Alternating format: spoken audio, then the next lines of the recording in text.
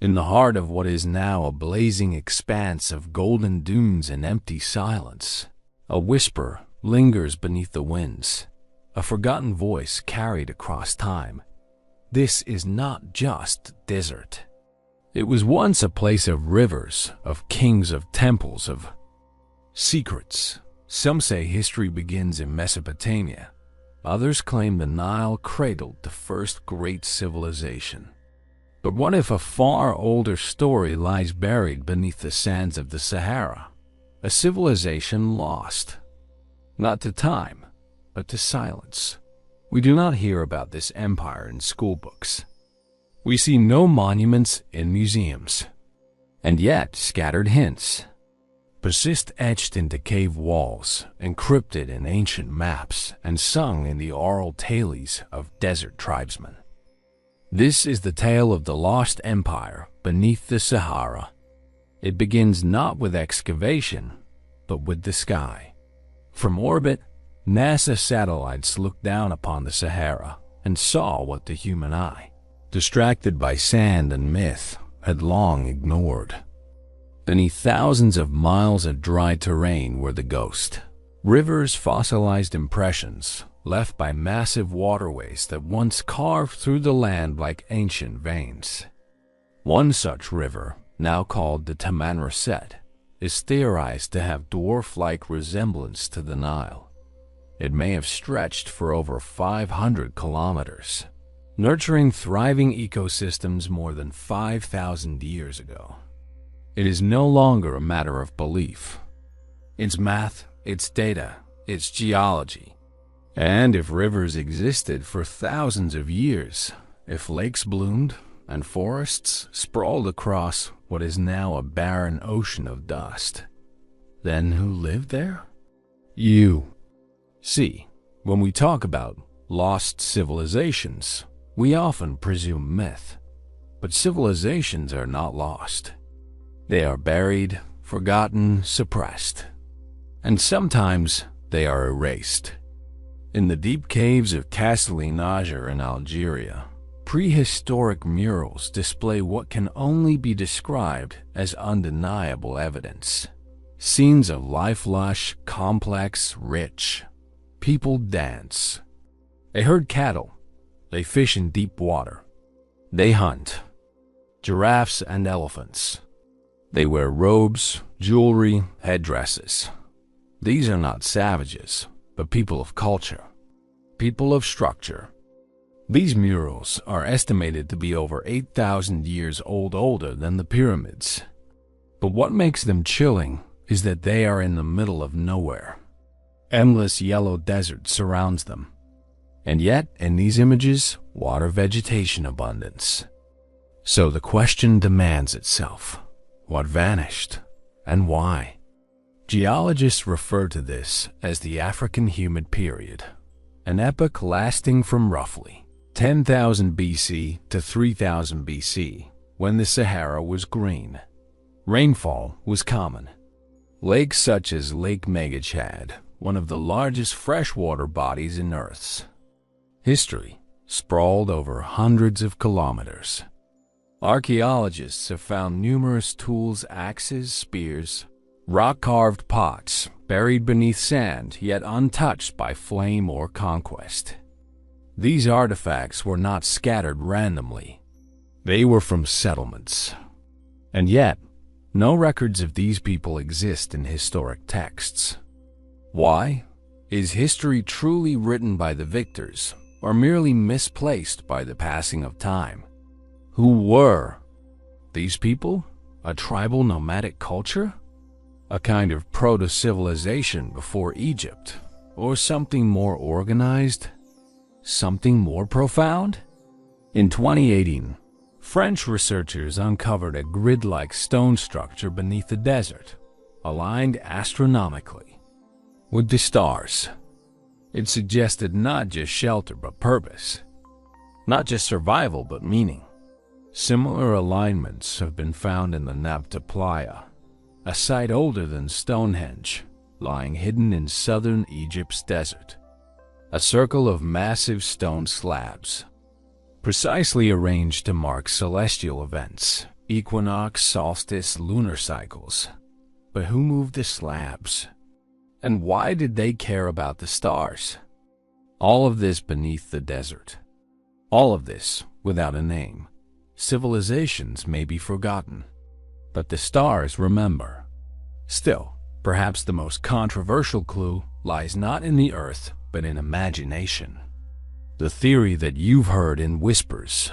Could this be where Atlantis once stood?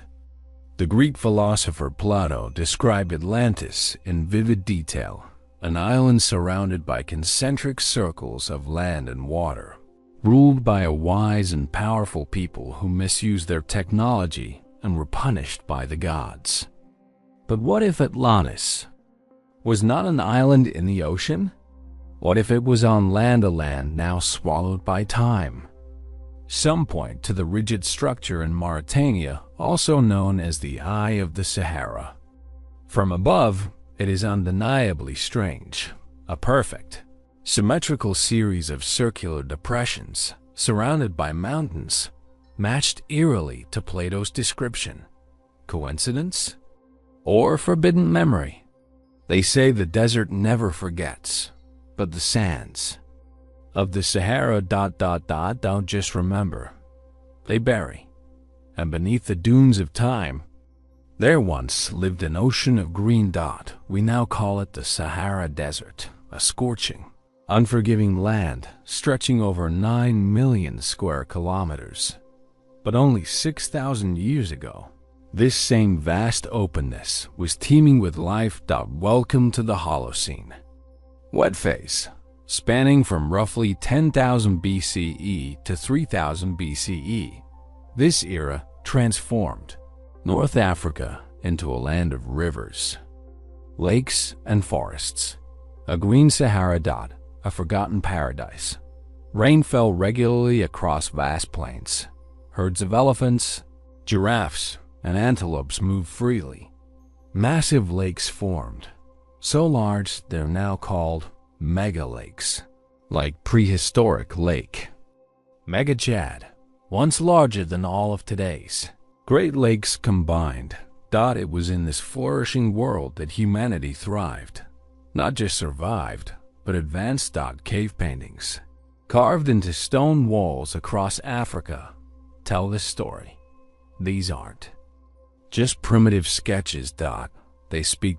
Deep in Algeria's Tassili Niger, images show graceful women in robes, goat herders and fishermen, bow hunters and dancers, a society in motion. They depict boats sailing huge bodies of water, people adorned with jewelry, priests raising their hands to the heavens. One figure wears what clearly resembles a garment made of stitched leather. Another holds what looks like a staff or pole, not unlike a scepter. These were no nomads escaping survival. These were people living in balance, observing seasons, tracking stars, cultivating land. If we showed these paintings to someone unfamiliar with human history, they might assume these were illustrations from Mesopotamia or early India. But no, they are African, predating the pharaohs, predating writing itself, and yet still, we barely speak of them. Even more haunting, the Sahara's hidden lakes and rivers. Using deep ground radar, scientists have discovered subterranean riverbeds in what should be lifeless desert. From Mauritania to Sudan, the contours of these lost rivers are still traceable from space. These were not seasonal streams. They bore the strength of continuity.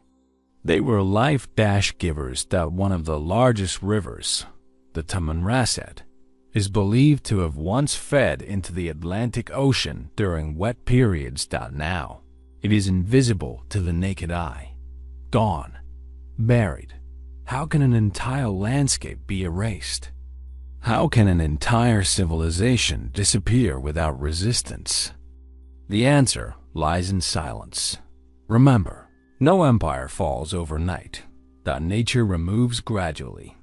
The African humid period ended over generations. Rainfall lessened. Rivers dried out. Grasslands turned brown. The earth moved slowly, but the consequences were profound. With decaying environments came collapses. And with collapse. Forgetting. But here's where things get more mysterious. Unlike most lost civilizations, which leave behind records, tools, maps, the Sahara's once living culture left stones and pictures and silence. Where are their ruins? Where are their cities? Some scholars argue they were nomadic, leaving little behind. Others say we have barely scratched the surface, that beneath the tons of sand lies a history deliberately hidden, and maybe intentionally suppressed. And yet, there are clues. Always faint and out of place. In Niger, near the Air Mountains, megalithic stones point toward possible rituals arranged in lines, spirals, and solar paths echoing Stonehenge. In southern Algeria, enormous burial mounds were discovered, larger than some Egyptian pyramids, but far less known. These are structures that required labor, planning, and belief. They tell of a people who built not for convenience, but for purpose. Ritual structures, aligned with the movements of the stars. Graves pointed toward the east, where the sun rises. For whom were these tombs built? A forgotten nobility? An ancient priesthood? Or a civilization with knowledge older than Egypt? That possibility shakes the very roots of time. Compare dates. The Great Pyramid of Giza was built around 2560 BCE, but the radiocarbon dating from the Nabta Playa site, just south of the modern Egyptian border, suggests astronomical constructions as early as 5000 BCE. That is nearly 2,500 years older. Do you understand what that means? It means symbolic structures aligned with constellations built by people who had a working model of the sky centuries before pyramids existed. And not only that, these buildings were constructed in the Sahara, in what is now empty desert. But back then, it wasn't empty at all. The Nabta Playa calendar circle, consisting of upright stones placed in key angles, may very well be the oldest known astronomical observatory in the world. It predicted the summer solstice. It tracked the rising of Sirius, the very same star the ancient Egyptians associated with their goddess Isis. Was this a transmission of knowledge? Did a pre-Egyptian civilization pass sacred astronomical wisdom into the Nile Valley? Are the roots of ancient Egypt buried in the Sahara? The parallels are not mere speculation. Certain motifs found in early Egyptian iconography, such as cow goddesses, horns, sun discs, also appear in the rock art of Sahara thousands of years earlier. So which came first? Did Egypt rise independently, or did it inherit a legacy? And so a picture begins to form, unclear and shimmering in uncertainty, but undeniable in presence.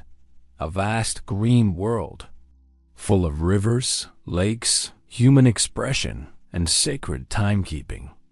A vanished civilization, etched in stone, memorialized in celestial geometry, forgotten by textbooks, but not by the stars. And the sands, always, they keep their secrets. But sometimes, they whisper them back. Names matter. And yet, sometimes places earn names not from what they truly are, but from how they make us feel. To locals, it is called the Richat structure. To satellite viewers, it is known as the Eye of the Sahara. To some explorers, it is something far more dangerous, Atlantis. But how could a fabled island spoken of by Plato, a city destroyed by the gods, have ever been connected to a ring-shaped structure in the middle of the Sahara Desert? At first, Glance. It sounds laughable, nonsensical, mythical. But when you look closer, far closer, the coincidences begin to feel surgical, almost intentional. Let's return to Plato. In Timaeus and Critias, he describes Atlantis as a powerful and spiritually rich kingdom. He writes of a city, circular in design, made of alternating rings of water and land. At the center, a temple, surrounded by canals, bridges, causeways, and a fertile plain. He also gives dimensions, about 127 stadia across, which translates to 23 kilometers wide. And then the location. Atlantis was to the west of Egypt, beyond the Pillars of Hercules, what we now call the Strait of Gibraltar. This is not folklore. It's documented classical description. Now, look again at the Richat structure, located in Mauritania, West Africa, directly west of Egypt, far beyond Gibraltar. Its width? 23 kilometers. Visible from space, it reveals a pattern of concentric rings, natural valleys alternating with elevated land. Just like Plato's rings of sea and earth. At the center is a peak, a hill like an inner Acropolis. The structure is surrounded by a wide, flat plain, and there are mountain ranges to the north, just as Plato described. Check, check, check. Coincidence or suppressed reality? Geologists say it's natural, formed millions of years ago through erosion or volcanic activity. And that's probably true. But erosion explains existing shape, not precise symmetry, not celestial alignment, and certainly not myth matching. While archaeological evidence for ancient civilization within the eye of the Sahara is still lacking. The area has never been fully excavated. Let that sink in. One of the most suspiciously perfect matches to Plato's Atlantis description has never had a modern large-scale archaeological dig. Why? Perhaps because the implications would rewrite everything. Also, consider language. Plato never said Atlantis was an island in the sea. The word he used, Nessos, can also mean peninsula or landmass, surrounded partly by water. Plato said it was surrounded by water rings, not by an actual ocean. In that light, the Richat structure fits even better. Could have been accessible, surrounded by rivers and trench lakes during Africa's wet phase. In ancient river maps, some scholars have traced fossil rivers that might have flowed near the Richat, perhaps even connecting to the sea. In a climate 8,000 years ago, this could have been a garden city, perfect for empire. So let's ask again. It's in the right location. It's the right shape. It's the right size. It's surrounded by ancient river paths. It's largely unexplored, and for thousands of years, the indigenous people forgot it existed, wiped clean from records. Still think it's just coincidence? But maybe the real trigger isn't the place. Maybe it's what Atlantis stood for. Plato's version wasn't just a geographic tale. Atlantis was a lesson, a source, memory of a civilization so rich in wisdom that they eventually became arrogant, ignorant, disconnected from divinity. And they fell. Not through war, but through imbalance. Flood, thunder, collapse from the heavens. It was punishment for forgetting cosmic laws. Now compare again. Legends from across the world. The Sumerians of an ancient city destroyed by flood. The Hindus, Mahabharata's gods, burned cities with thunder weapons. The Bible, Sodom and Gomorrah. The Aztecs, of the fourth sun swallowed by the earth. Over and over, we see the same structure. Great city, arrogance, fall. And then Silent extinction. So was Atlantis just a Greek story? Or was Plato preserving something far older, a global memory? Maps from the 5th and 16th centuries also show strange evidence. The Piri Reis map, drawn in 1513, shows coastlines with shocking accuracy. Even Antarctica without ice. But Antarctica was supposed to boinger ice for over 6,000 years. Where did he get those cartographic sources? He said, from much older maps passed down by older civilizations. Buried knowledge, preserved truth.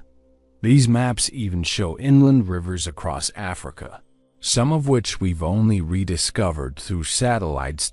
In one version, there is even a symbol, shaped like a ringed city, where modern-day Richat sits. Again, how? So, could the Sahara be hiding not just memory, but legacy? A civilization of knowledge built on geometry, stars, and cosmic insight. Did they fall to pride? Or to Earth's shifting skies? Did their own technology betray them? Or did they simply run out of time? Either way, silence followed. No pyramids. No libraries. No epic to immortalize it. Only the eye remains. Watching. Waiting. But sometimes, the Earth reveals what it remembers. And it remembers Atlantis. Some say ancient civilizations looked up at the stars for guidance. But what if they were not just looking? What if they were communicating? Across the forgotten sands, deep in Africa's interior, lie ruins that whisper in geometry. Stone circles, lunar calendars, burial mounds arranged like constellations. This was not random. This was designed. Because before books, before writing, humans wrote with shadows, with sunrises. And stones. And the Sahara may be one of the oldest libraries Earth still holds. Let's begin at Nabta Playa, southern Egypt, near the Sudanese border. Today it's dry, lifeless, but thousands of years ago, it was alive with lakes, fish, herds. But the real marvel lies beneath its sand, a circle of upright stones, carefully arranged, but not arbitrarily placed, aligned with the cardinal points, calibrated to mark the summer solstice. It's essentially a clock built from the Earth itself. Some archaeologists believe it marks the earliest known astronomical alignment in human history, over 7,000 years ago, older than Stonehenge, older than the pyramids. And 1,000 years older than the first cuneiform tablets in Mesopotamia. So then, who built it? Putting up a stone is easy. Aligning it to a star system? That takes knowledge. This calendar not only tracks the sun, but is believed to correlate with the rising of Sirius, the dog star, which would later become sacred to ancient Egyptians. They associated Sirius with the goddess Isis, and its rising marked the flood of the Nile, the lifeblood of Egypt. So, were these Saharan people the astronomers of the ancient world? Were they the transmitters of religious and celestial systems? Are we witnessing the origin of religion itself? Perhaps because these people weren't merely sky watchers. They were sky readers. They were not alone. Throughout West and North Africa, scholars have uncovered stone alignments mimicking constellations. Orion's belt, the Pleiades, others. We still don't understand. The Senegambian stone circles, thousands of mystery megaliths across Senegal and the Gambia, stand in rings and patterns so precise. Some researchers believe they relate to mathematical logic. Did these people understand geometry? Were these stones time markers or sacred anchors? And why do so many align with stars? Each stone is a frozen moment, a cosmic stamp dot, a message from another world, or from an older version of this one. Perhaps the most chilling echoes come from the Dogon people of Mali, a modern African tribe, remote, isolated, yet there. Mythology includes Sirius B, not Sirius A, the bright star in the night sky. They speak of Sirius B, its density, its orbit, its place in a trinary star system. But Sirius B is invisible to the naked eye. Western astronomers confirmed its existence only in the late 1800s. So how did a tribal people who'd never owned telescopes or even books know of its existence? Of its orbit? Coincidence or evidence of a memory passed down from a much older source? Let's widen the view. Across the world, we find pyramids aligned to Orion's belt, temples tracking Venus. Altars pointing perfectly to equinox sunrise. From Giza to Mexico to Cambodia to the stone circles of Napta and Senegambia. Is this parallel evolution or fossilized memory? A system of cosmic alignment inherited, adapted, and slowly forgotten. So many ancient civilizations unconnected by trade or language, yet identical in celestial design. Coincidence or connection? Could all these wonders from the pyramids to Nabta Playa fragments of a single mother culture? A prehistoric civilization that seeded the globe with astronomy, agriculture, and sacred science? Its name may change, its regions may vary, but the stars remain the same. And now, we have tools they didn't. LiDAR, satellite deep scans, AI terrain mapping, tools that let us peel back the Earth. They have revealed ancient cities beneath the Amazon, temples beneath Cambodia. And now, grid-like structures beneath the Saharan sand. Asterisk, perfectly spaced rows of rocks. Straight lines, right angles through sand, long buried roads of intent. What is a city, after all? The geometry on purpose. And what is a civilization, if not intelligence made visible? Yet these discoveries remain obscure, ignored funding, abandoned excavations, dismissed by fear of rewriting everything. Because accepting a lost civilization in the Sahara means Africa isn't just the cradle of humanity. It might be the cradle of memory. Of time, of technology. And ancient spiritual systems, now seen as mysticism, may be the echoes of science we no longer understand. You stand at a threshold. The stones are not quiet. The stars never were. And the Sahara, silent as it seems, holds in its curves and winds the proof of a people. Not less, but more. Not primitive. But elevated. And perhaps not gone. Just waiting to be discovered again.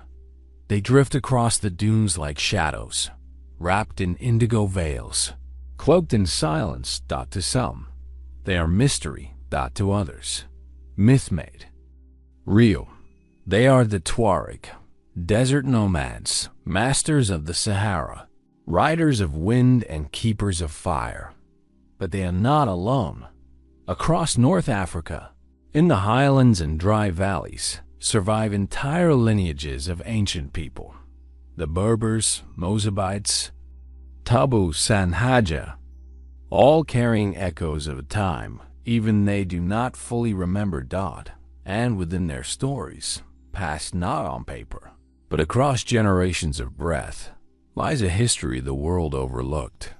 Ask an elder Tuareg about the Green Sahara, and they might smile and say, the desert was not always desert. They speak of an age of cities between the dunes, with gardens, libraries, and towers of silence, of kings who consulted the stars, of rivers that once whispered at night, of roads, not of stone, but of light. Are these myths or fractured memory? When a place forgets itself, it turns to poetry, and the Sahara has become a graveyard of poems. Among the Berber tribes, legend speaks of a white city called Zerzura, a place surrounded by palms and hidden beyond the dunes. It is said that only the pure of heart could find it, that inside its gates were fountains flowing with silver water. Its people had pale eyes and wore robes of silk. Guarded by birds of stone. Arab traders searched for generations, treasuring ancient maps that claimed to show the city of the White Queen. Some claimed to have seen it, others vanished trying. Today, only stories remain, but old Tuaregs will still tell you, Zerzura is not gone. It simply sleeps. Then comes the tale of Tin Hinan, the ancestral mother of the Tuareg people. She was said to have journeyed from across the desert, bold and radiant, bringing order, language, and law. She did not conquer with weapons. She led with vision. Archaeologists have found her tomb in the Hagar Mountains of Algeria. Stone-built. Majestic, mysterious. Her bones showed signs of wealth, rings of gold, spinal strength, royal presence. Real. Not legend. Not imaginary. So if Tin Hinan was real, why not her kingdom? The Dogon people of Mali, a tribe known for their star knowledge, also tell of journeys. They say their people fled from a land that once stood where sand now rules. They came with sacred knowledge, astronomy, calendars, invisible stars, and they specifically claim what was lost was not stone, but voice. And now we must whisper it again. Their words are ritual, geometry, sound, knowledge encoded in rhythm, not in script. In this way, the culture survived extinction because they used the one medium no wind can erase. Story. Story as shield. Story as seed. Story as memory. So we ask, what if myth is not false? What if it is fragmented truth, placed in symbols, metaphors, and impossible beauty, not to deceive us, but to protect what mattered most? Because scrolls burn, temples fall, monuments erode, but story flies. It drifts with the people, becomes song, becomes surname, becomes fate, and still, the stories align with the data. Tuareg tales of giant river beasts match with extinct hippopotamus and elephants found fossilized in the Sahara. The oral maps of caravans may line up with modern satellite scans of ancient trade routes. Hidden roads buried beneath centuries of drifting dust. Even the old names question our ignorance. Ancient towns once called Taudeni, the gateway of salt; Taznat, the stargazers; while Azal, the place of fire's rebirth. Words pass through tongues, like echoes refusing to die. But ask the world, and they'll describe the Sahara as empty, lifeless, irrelevant. They forgot what the stories dared to protect, because rediscovering a lost jungle or mountain is one thing, but rediscovering a people's dignity, that's more dangerous. That changes textbooks, that disturbs power, that makes the world uncomfortable. Too. Except that Black Africa contained ancient astronomers, architects, explorers, to realize that the desert sands hold civilizations not beneath us, but perhaps ahead of where we are today. That kind of truth isn't just archaeological. It's personal. So let the myths stay loud. Let the Berber proverbs rise again. Let the Dogon songs echo under breathtaking stars. Let the Tuareg lines walk across borders and belief. And remember, the truth you bury in the sand is the truth your soul will forever seek. And in that truth lies a promise that perhaps we still can remember, if only we choose to believe the stories we were once told not to, because maybe legends are not trying to entertain us. Maybe they're just waiting for us to finally listen. Every empire falls, but some don't fall with war. They fall with the wind. In the Sahara, there was no great fire. No enemy at the gates. No sudden flood. Only silence and a slow-motion death that took centuries. Not with violence, but with absence. Absence of rain. Absence of water. Absence of life. This is the story of the Great Drying. From around 5000 BC to 3000 BC, the Sahara began to die. The African humid period, which once turned this land into a green paradise, came to its end. The rain slowed. The lake shrank. The green faded to brown. And brown to gold. And gold is dust. It didn't happen overnight. It happened slowly, painfully, inevitably. Grasslands cracked. Animal herds disappeared. Rivers dried down to nothing but memory. The great Lake Richat, one of the largest freshwater bodies in Earth's past, shrank until it was only a shadow of itself. What was once a network of water highways for people, trade, and culture now became endless. Miles of sand. It was not just climate change. It was civilizational collapse. And yet, there was no army. No conquest. No one came to defeat them, because there was no one left to win. So what caused this? How do you silence an entire ecosystem? Geologists point to something subtle. A shift in Earth's axial tilt. A wobble in the planet over thousands of years. This wobble slowly moved to west. African monsoon belts southward. That single change caused less rainfall across north. Africa. 1 degree less tilt. One shift in orbit timing. A breath from the stars. And Earth exhaled an entire civilization. The climate turned. And the Sahara, once so green, became the golden death we know today. Entire settlements disappeared, not because they were attacked, but because their water walked away. And they? People? They followed the water. They migrated north, to the Nile Valley. West, to the coast. South, into the deeper interior of Africa. And wherever they went, they carried seeds. Not just of plants, but of memory. Several researchers now believe ancient Egypt didn't start as a spark. It was a torch passed forward. Saharan migrants brought their knowledge. STONEWORK. Star mapping, sacred rituals. Solar language. The early gods of Egypt may have once been gods of the Sahara. The rising of Sirius started in Nabta Playa.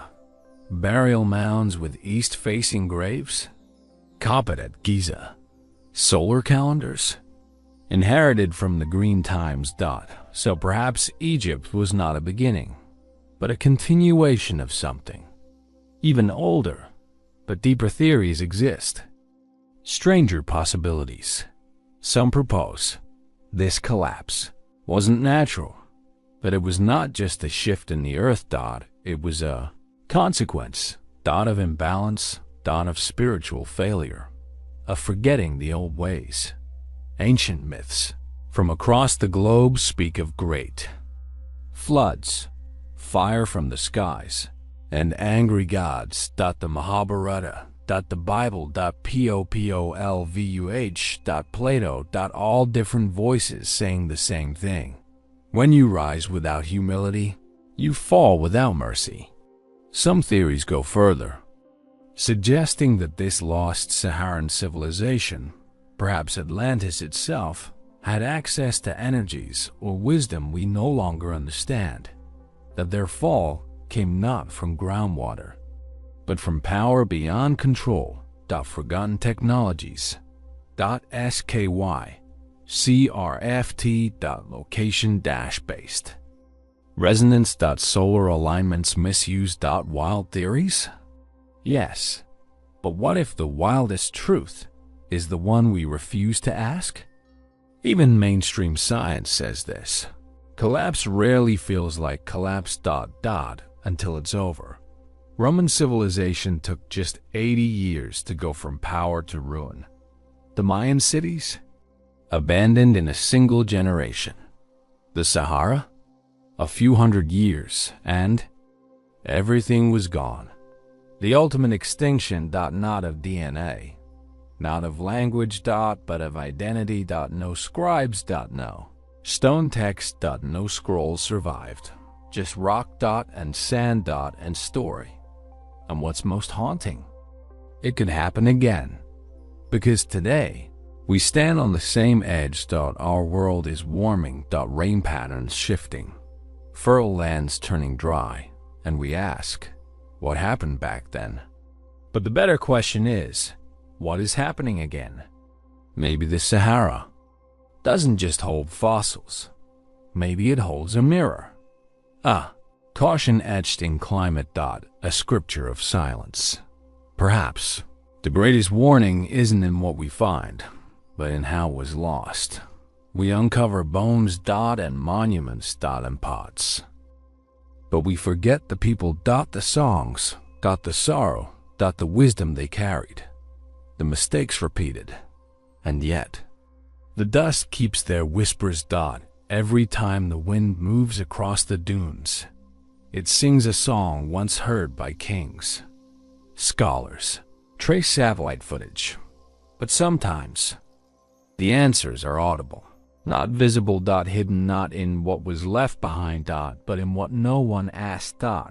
So next time you look at the Sahara, don't call it empty, don't call it dead. Look at it and say, here is what forgetting looks like. And maybe, just maybe, remembering it. Might help save our own future. Not all history is lost. Some is hidden, some is buried, and some is forbidden, because the most dangerous stories are not those we forget. They are the ones we are not allowed to remember. The lost civilization beneath the Sahara, if we're willing to listen, isn't just about ancient stones or sunken dreams. It's about now. It's about us. We speak of ancient people who mapped the stars. Built stone observatories. Tracked solstices. Collected water in deserts. And possibly knew things we're only now rediscovering. And then they vanished. Not because they failed, but because we chose to forget. Or, maybe worse, we were taught to. Ask yourself, why isn't this in school books? Why do children hear only of Egypt, Mesopotamia, Greece? Why do maps ignore thousands of prehistoric wells, trails, artifacts found across the Sahara?